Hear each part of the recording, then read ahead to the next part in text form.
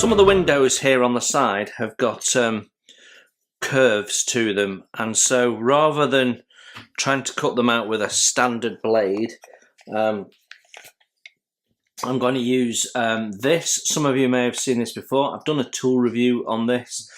This is a gyro cut. You can usually pick them up at, they're generally always at Telford, but I guess other model shows as well. And basically it's a cutting blade that swivels and rotates.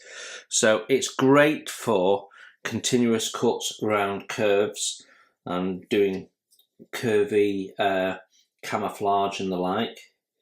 So I'm just going to put the corner in there and I'm going to follow that line.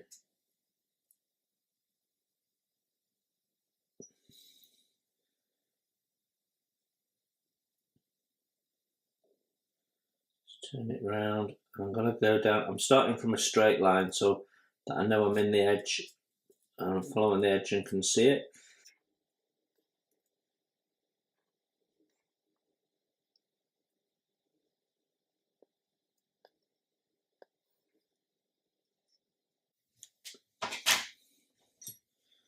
I'll just make sure that we're cut through.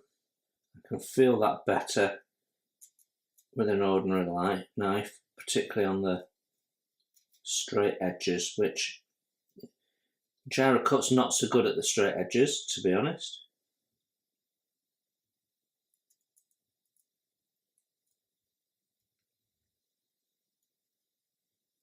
I can feel the knife and hear the knife just cutting through some of the final fibres.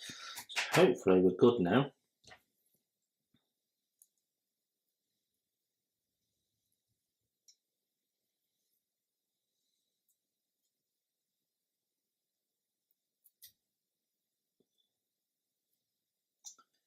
Yeah, not quite. Corners are always the tricky bit. There we go.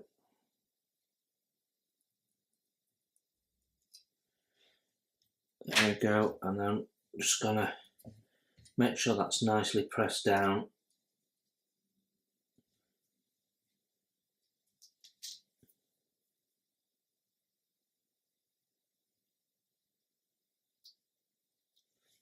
Okay, right, let's carry on. Right, our masks are done on the canopy, so the only thing we've got outstanding is the two little round windows on the sides of the fuselage. So I'm going to use some Maskol for that. So just give it a bit of a shake. We're not going to need very much. So if you've not used this product before, basically it dries like a rubber, and then you can just peel it off. I've had this for, well, quite some time, so it is thickening up a little bit.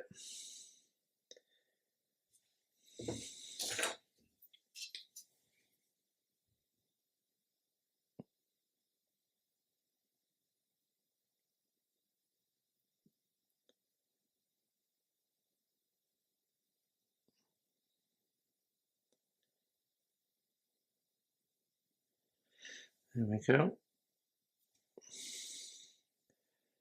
It dries really, really quickly.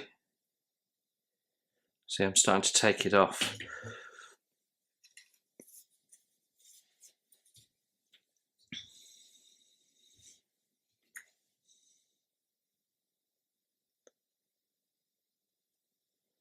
There we go. I think that is that one done.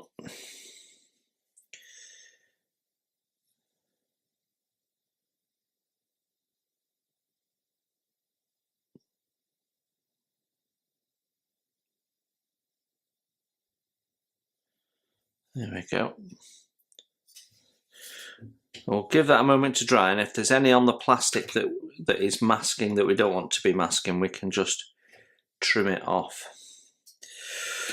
So give that a moment to dry, and then what we can do is get priming. So let's look at that next.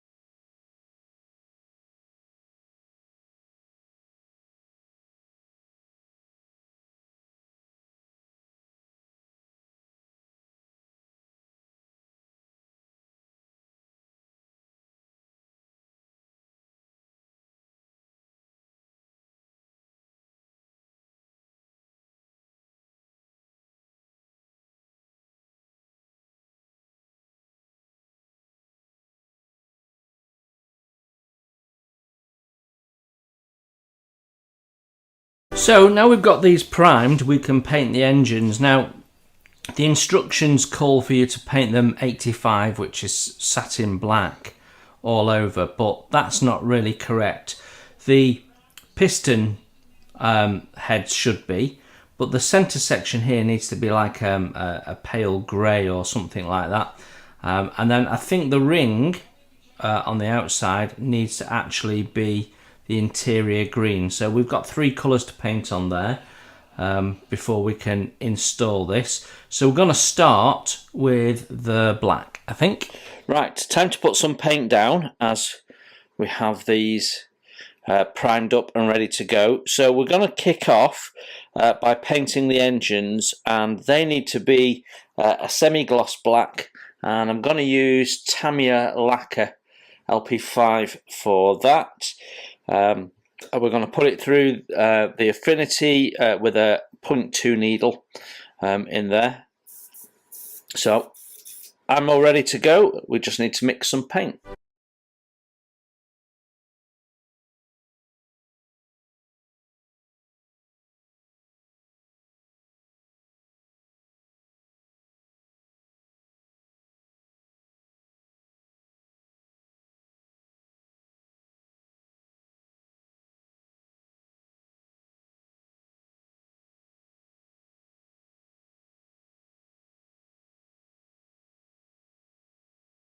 Our propellers and the nose of our torpedo here needs to be matte black, so that's what we're going to use, matte 33 enamel, and that should go down nice and easily. So I'm going to mix the paint and we'll have a look at that.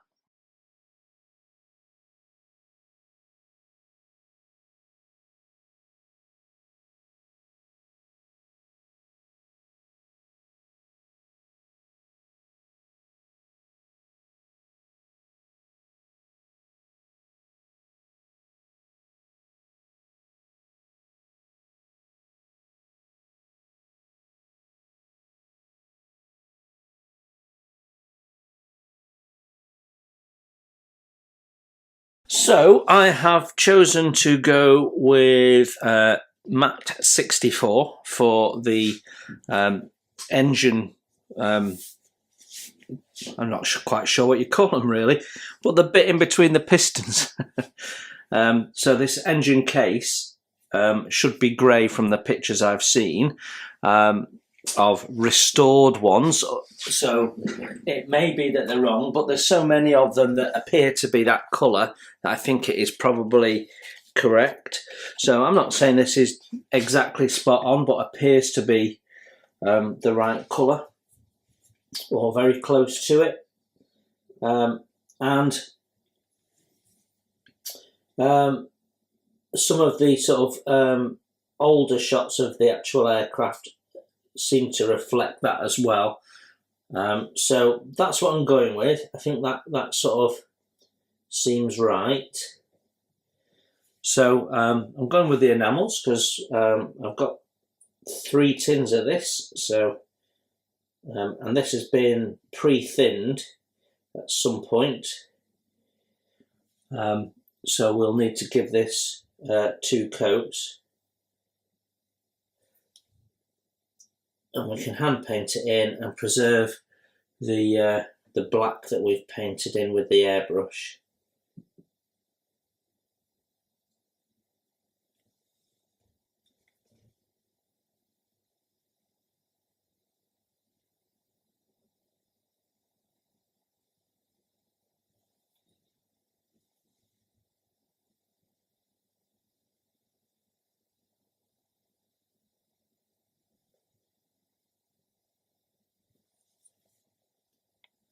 Now that's already bringing the engine area to life, isn't it?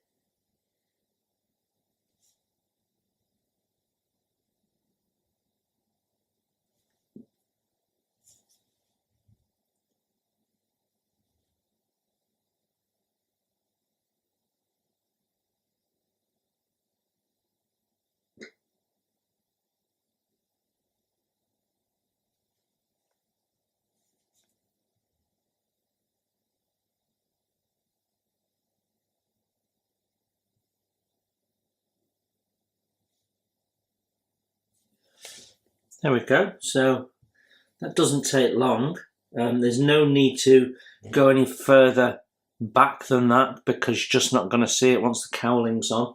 So just going to go around and make sure that I've got between the first set of pistons all the way back. And then we'll give it a second coat. And then we'll probably give it a wash as well. Now I think this should be satin in real life. So we might give it a satin coat before we put a wash on.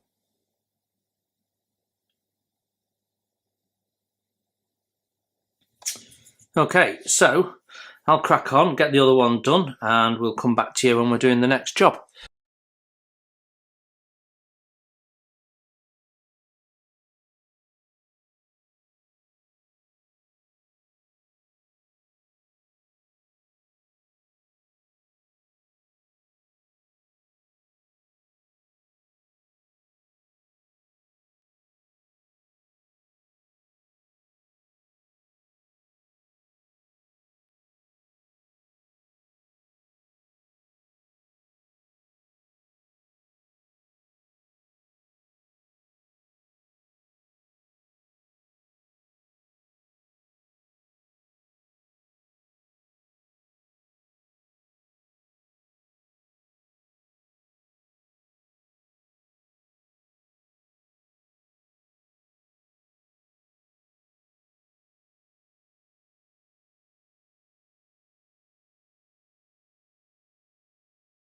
So enamel paint is dried on the engines and we just want to give them a satin coat. So I'm using this Vallejo satin varnish. It's one of my favourite varnishes, to be honest. It goes on really easily and you can thin it a little bit with water if you want.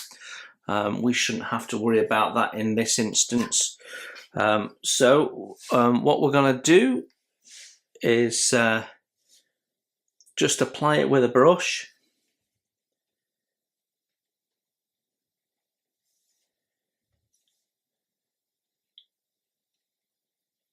There we go, and can instantly see the difference. When it dries, it mattes down a little bit, so it always looks a little bit more glossy as it goes on. But what we want is to just get rid of the matte effect.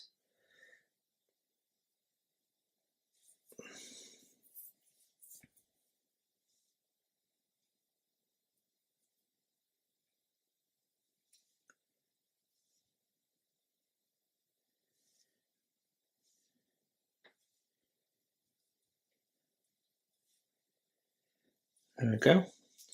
That's all there is to that. So we've got satin in the paint, we've got a satin gloss there which will look slightly different, and then we've got the matte of the interior green. So that's all good. So our next thing will be to build up these engines and get them onto the fuselage so that we can start painting the fuselage. Okay, happy with that. So we put that to one side. Now, while we've got this gloss out, we can do some work on some of the other things that we've painted. So I'm just going to add some ordinary tap water to this just to thin it, and you can see I just put a couple of drops in. And what happens when you thin this is when you're brush painting, it allows you to brush paint, and meant to put one in and we put two in. It allows you to brush paint and you don't get any brush strokes, so thinning it really helps. And you can see we can just thin that with the water there, and we can just take that off the brush for now, but you can just wash the brush with water as well. So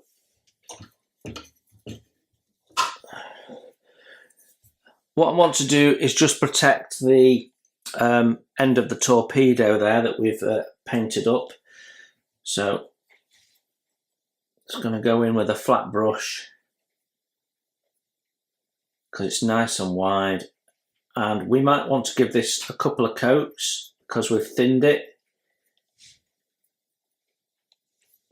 There you go, and that's all we need to do. So, you know, it's actually quicker than airbrushing in this instance because we're not going to have to clean the brush or anything like that. So we can do the same with the propellers. Because we're using a flat brush, we're getting good coverage right from the start.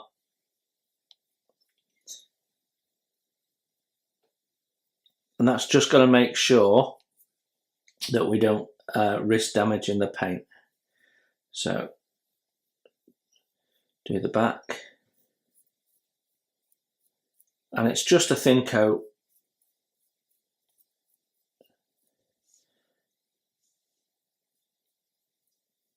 There we go. And as you can see, there's no brush marks in that already. And if you do get any bubbles, you just blow on it, and that pops the bubbles, and they're gone.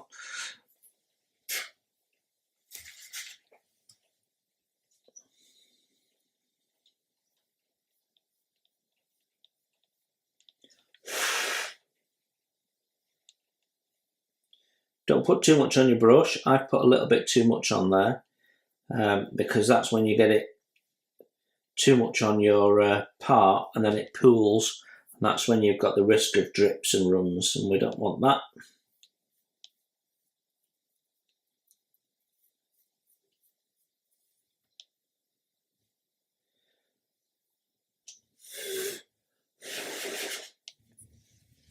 Okay, and just in the time it's taken us to do those two propellers, we're able to come back here and do a second coat.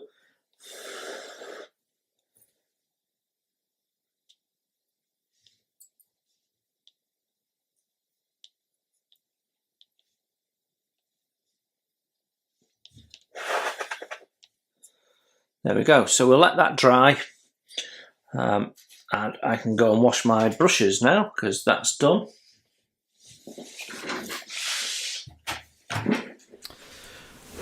So we've got the varnish drying on those, so we can now turn our attention to the engine nacelles, and we can take this blue tack out.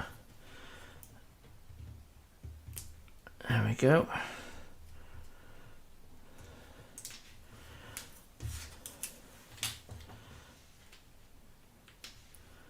And that allows us to then disassemble them into their component parts.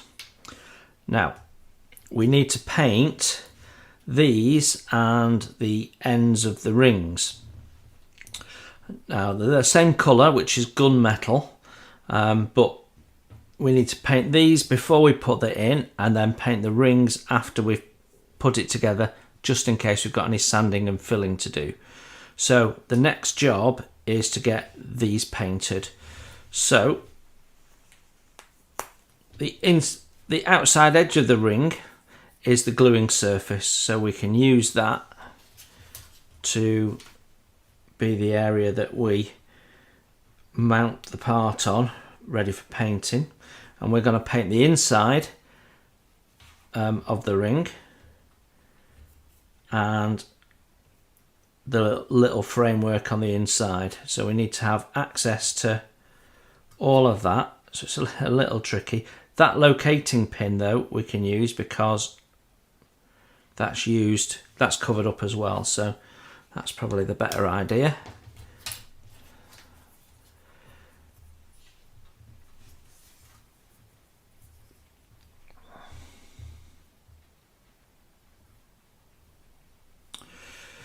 Okay, so let's get this open and mixed up and see where we get to.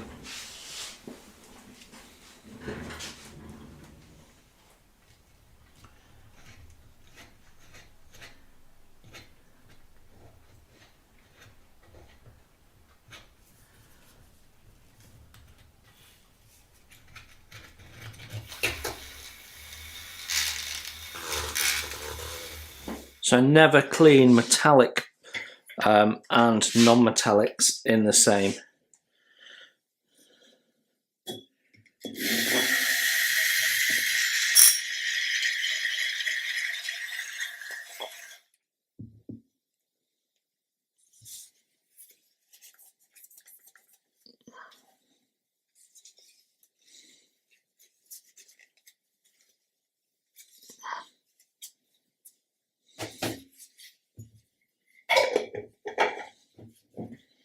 Okay, let's have a play with this. So I think that is a little thick for us right now, so we need to thin that out a little bit.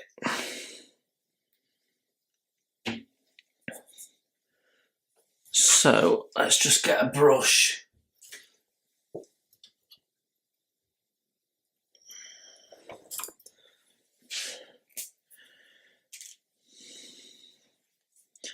And put a drop of Humbrol enamel thinners in there. Well, 2 drops to be precise.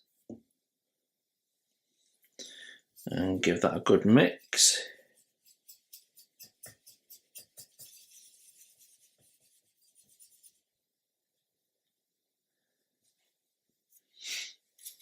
Then if we unload the brush, and then we can go in.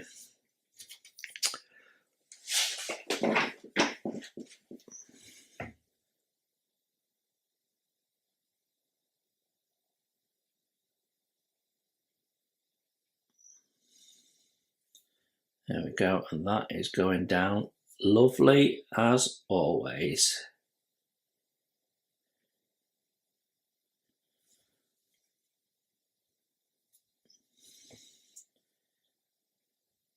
And of course, because we're using enamel, we don't really need to prime.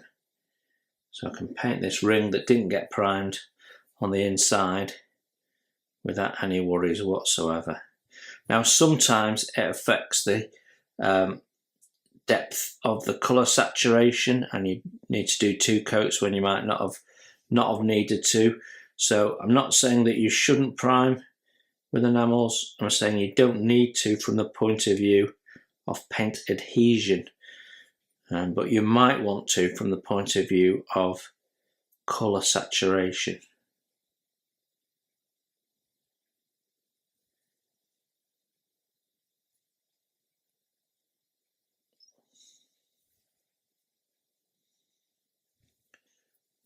that looks lovely. So I'll put that to one side and do this one. Right, I need to get these engines onto here before we can do any painting, and they're not going together particularly well. So I am just about managed to get them to close up, but you've got to squeeze them something chronic. So I think my thought process is to glue one side in and get that nicely done, and which gives you still a hairline gap. I've tried everything, so I've scraped out the paint. I've made sure there's no obstructions. I've widened the little mating hole for the ring here. So this ring, you can see we're taking the paint off. It has a little lump, and that lump goes into the other side of that hole there. So, you know, I've widened it, and it's, well, it just doesn't really fit is the sort of the answer. So what I've decided to do is just make the best of it and then see what we've got to do with filling. So I'm sort of not prepped this one yet, but I've done that one. So we'll talk about what I've done on this one. So like I said, first thing is just get the knife in and widen the hole a little bit, because that fit was very tight and it doesn't need to be.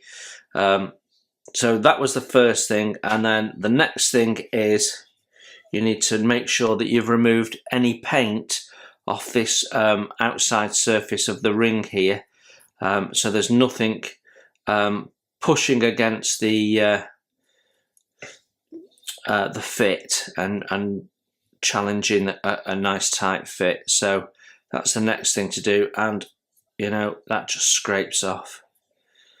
So even though we've used a lacquer paint on this, it does come off fairly easily with a little scraper. If you've not got a scraper, the back of your knife blade will do nicely for this.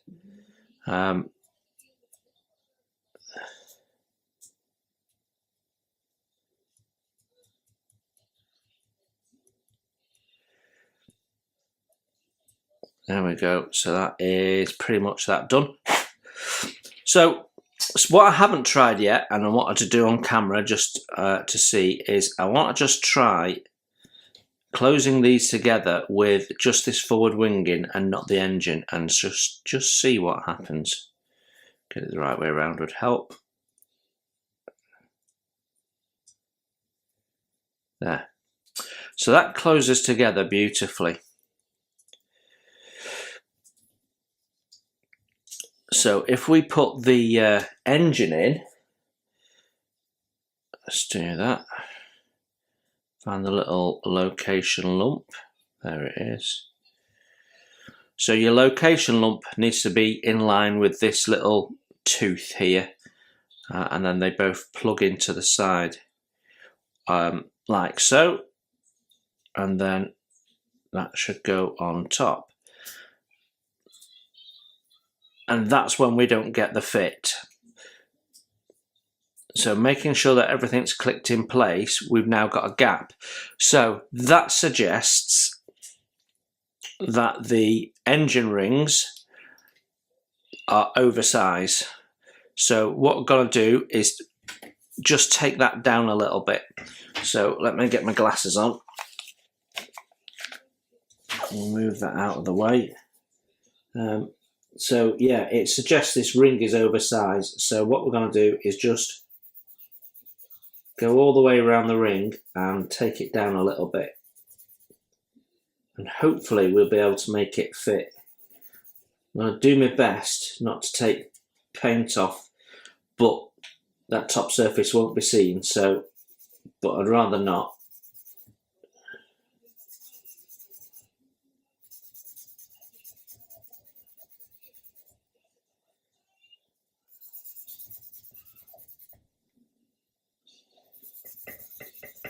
If we can make this fit, it's going to save us a lot of messing around with filling and sanding and rescribing and basically hours of needless work.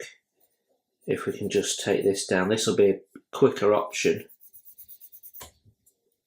It's always better to try and get the parts to fit rather than try and sort out the symptom of the parts not fitting.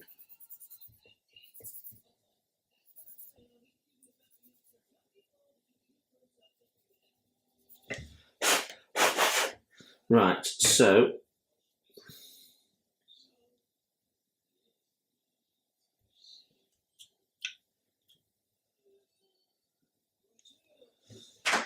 let's check the fit of that. So if we put that location lug in our widened hole, that clicks in nicely. There, look at that, a thing of beauty. So that goes in nicely now. So there you go. And we now know that this ring is just a fraction over size, and that's our solution is just to take it down just a fraction all the way around.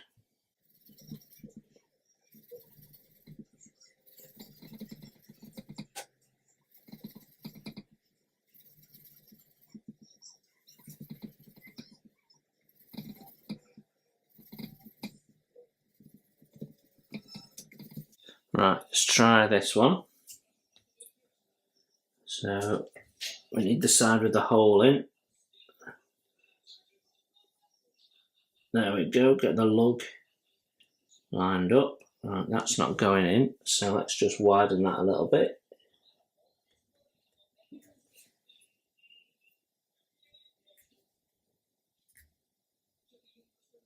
Don't think I'd widen this one actually, to be honest. I have now.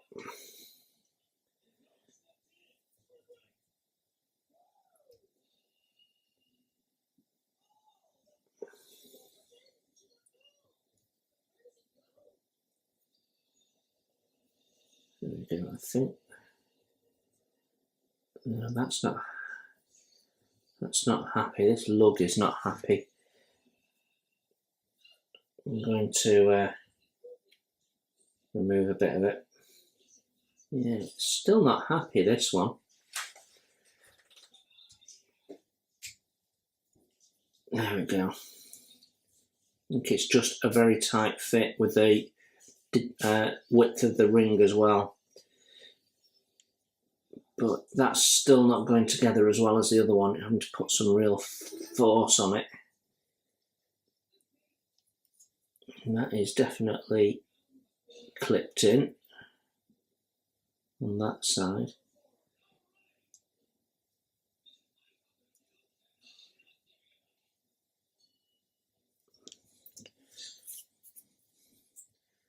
Yeah, this side is the side that's not happy.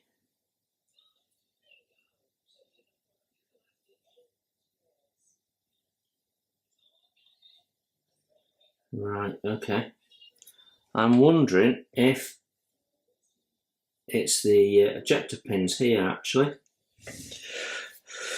Let me take them down, see if it's that.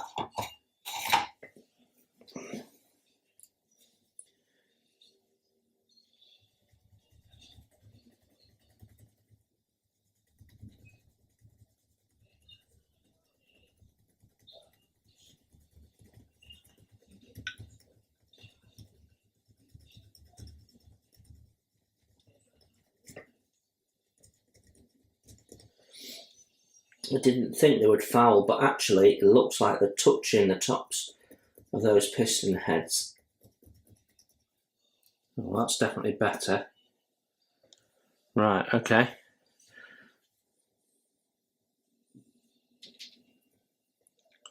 Right, well, I've got a positive fit now, so I'm happy with that. So we can glue these together now, finally, which is a good place to be.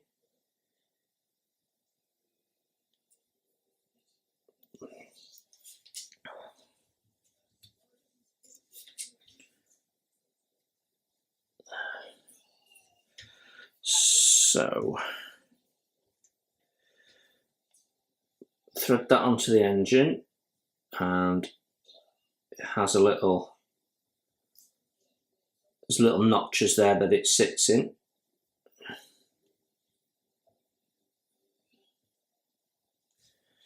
And then pop that in, making sure it's sitting in the notches, and then you've got to square up the back end so it fits in the groove, like so.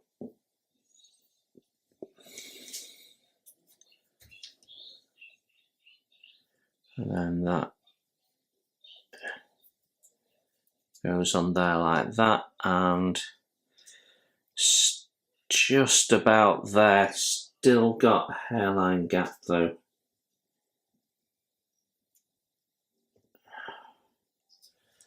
Oh, it's been a right pig this, isn't it?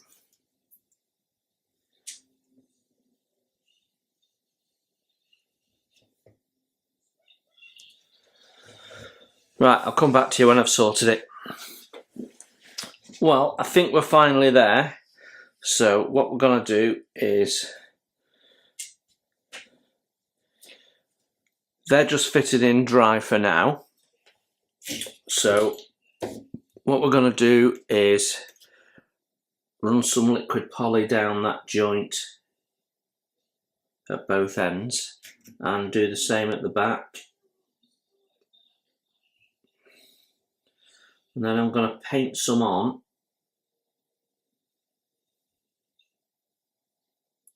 That's going to make that sticky. And then we're going to put some more on, and that'll just sit on the surface and allow us to line up our cowling.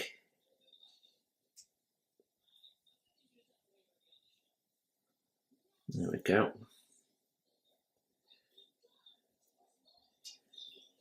And make sure it's all popped in at the back.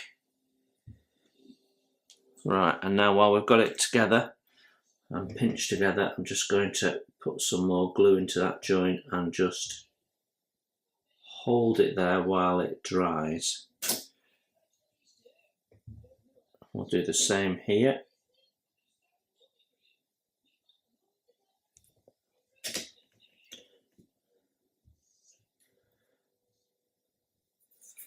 Okay, so I'll see you in a moment.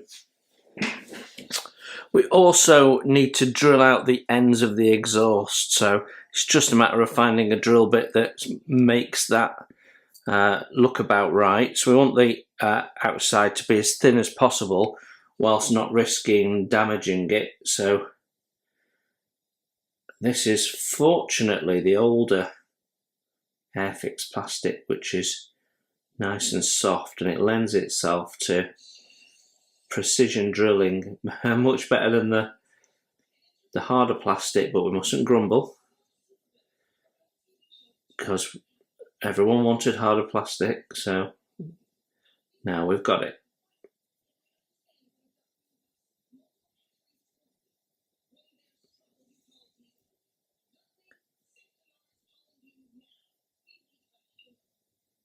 There we go, that looks a lot better. So yeah, much happier with that. So hopefully our glue has now dried and we can put these back rings on. So I did put a little bit of tape on just to hold things together.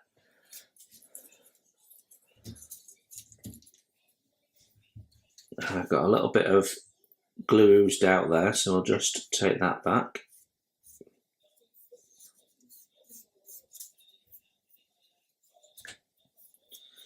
There we go. A small amount of filling to be done. Right, let's just have a look at this.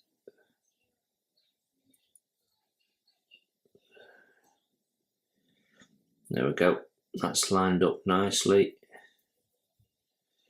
So we don't want to put that on until we've done the filling. So next step is filling the hairline gaps. Yeah, it would have been nice if it had been a whole cover in one piece. That would have been easier. Right, let's do some filling. So we're just going to put some putty into these seams, because even though we've got them as closed as we can, they're still visible.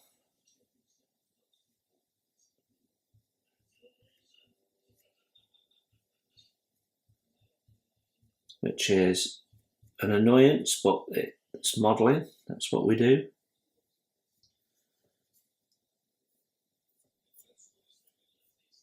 There we go, just wipe that away. That's looking good. I'll tidy this up a little bit better in a minute. There we go, that's the first one done, and you can see we're not going to have to do any sanding particularly. All we're going to have to do is unblock these grooves, these little lines, and make sure they're unblocked, and that should do the job really. So now our putty is dry, we can just go in with a razor saw and follow these little lines and make sure we've got no fillet in them.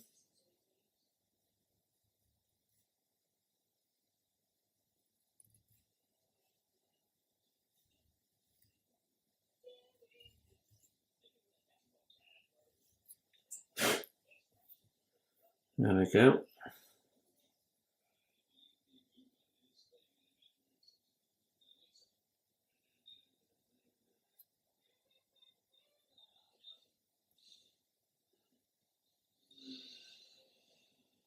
And some thinner lines, and I'm just using a single tooth just to scratch them out. Okay, right, I'll carry on getting these tidied up and then we'll have a look at the next step.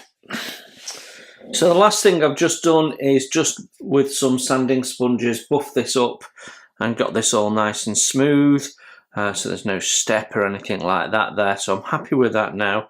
So we're ready to attach the ring.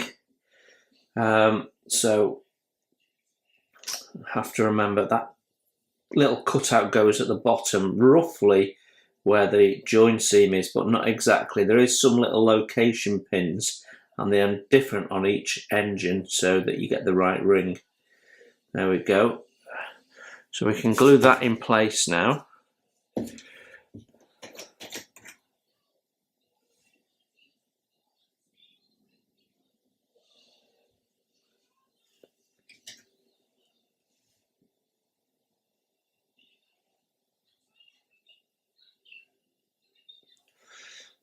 Okay, so that's that good. And then we can put our exhaust on as well.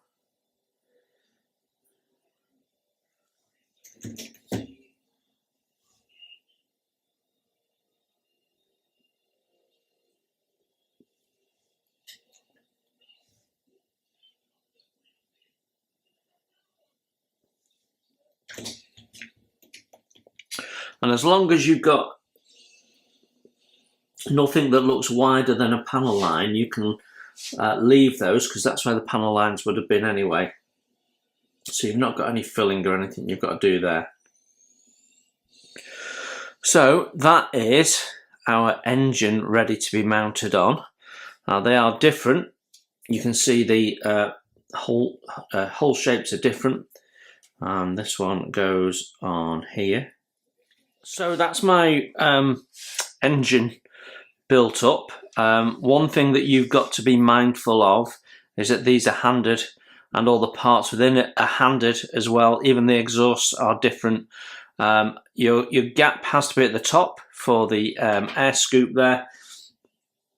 So, and they have little pins on and the pins are in different positions on each one. So if you mix your parts up, you get yourself in a world of hurt, believe me.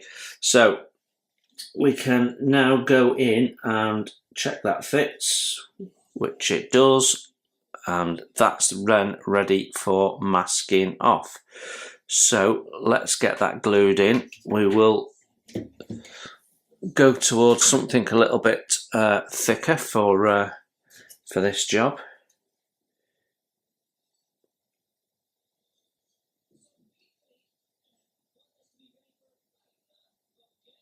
There we go.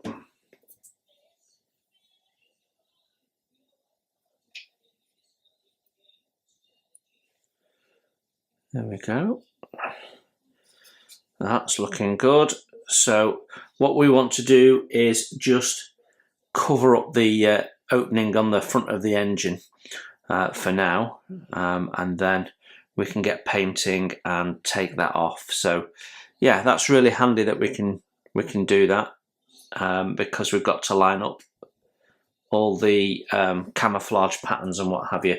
So I'll build up this other one, and I haven't cleaned this one up, so I'll get this engine on as well, and then I'll come back to you. Time to get some paint down on this. I'm using ICM 1063 green grey for this, which is ever so slightly paler than the Humbrol 90 that's called out for the underside of this in the instructions. There isn't much in it, to be honest. And I do have Humbrol 90, but I've only got the acrylic one, and it's a bit gritty. I don't know what's up with it, but I certainly don't want to put it through my airbrush. So we're going to use the ICM version, which should spray nice and smoothly with a number 2 needle, and I'm using a bit of ultimate thinner just to thin it down a little bit. So we've got the underside to do, and we've also got the gear doors and bits and pieces that we can spray as well. So I'm going to grab those, and we've also got the bits that we're going to go around the torpedo. So all of these can be painted at the same time. So we've got plenty to go at. Okay, let's give that a try and see how that flows. So air on. That seems to be okay. So let's see how we get on. Now, looking at the instructions, we need to bring this up around the front part of the nose a little bit. So we're going to overdo it in places just to make sure that we've got everything covered ahead of doing the formal camouflage on the top surface.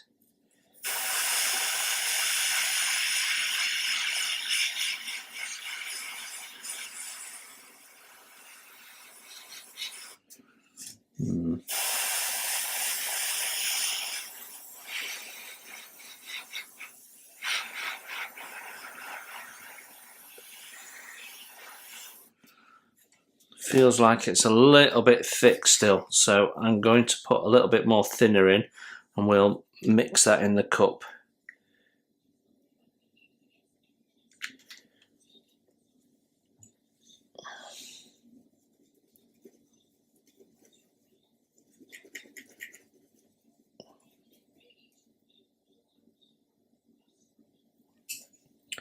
Right, see how we get on with that.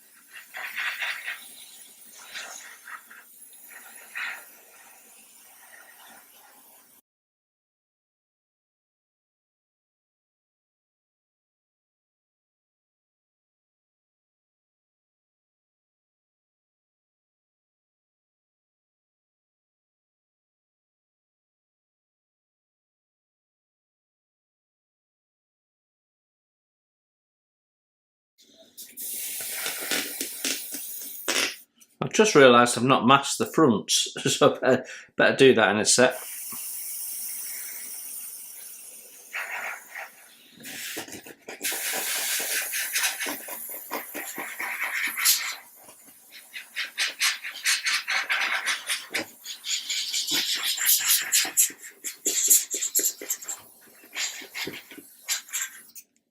Right, I'm out of paint, so it wasn't anywhere near enough. So I'm going to paint up. You've got an idea of what I'm doing. I'm going to crack on, get all this done, and then I'll come back to you in a bit.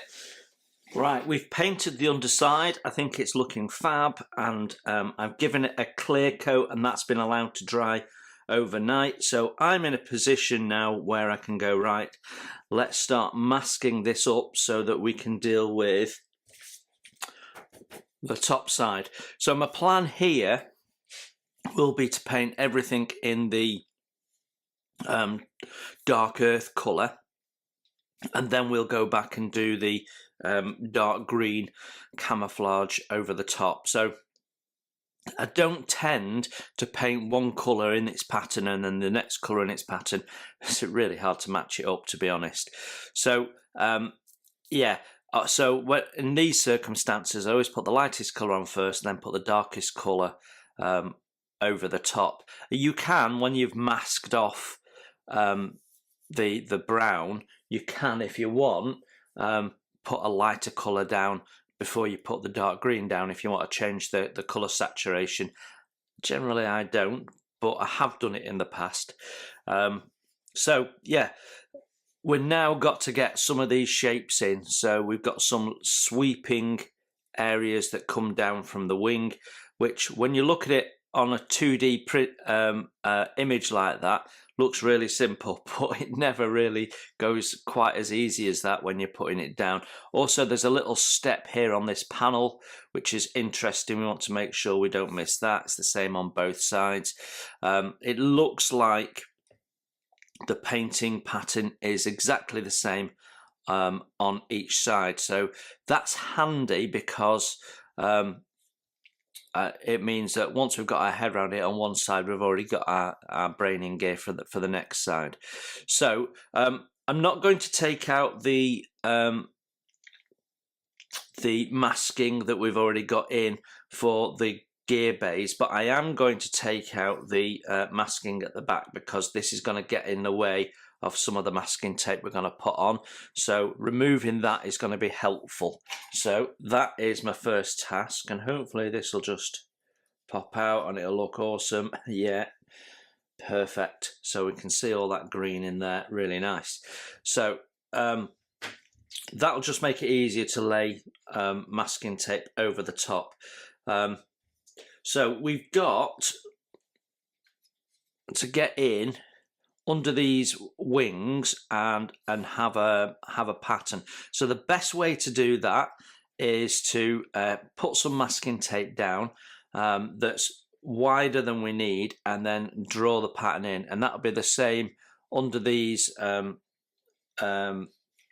engines as well, where it meets the wing. So yeah, what you can't tell from the instructions, and this is always the case,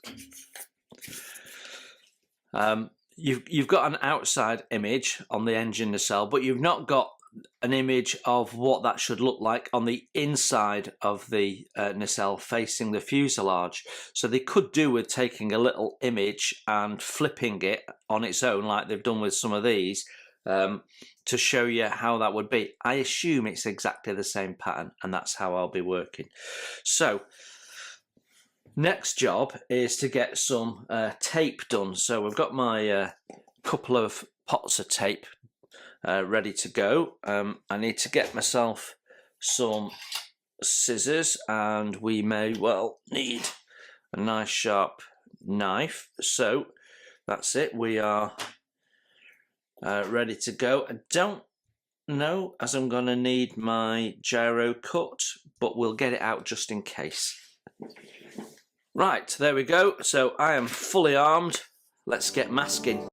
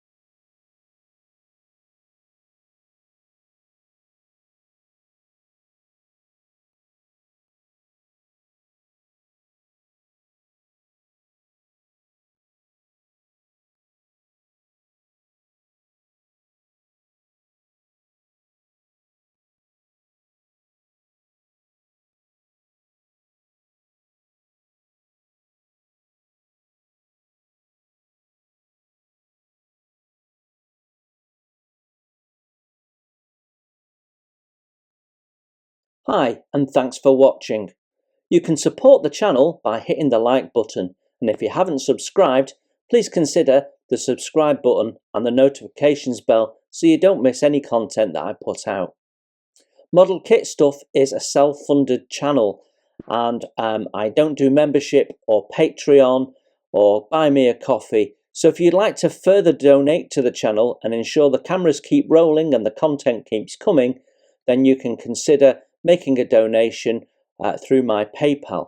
You'll find a link to that in the text below. You enjoy your modelling, and I'll see you soon.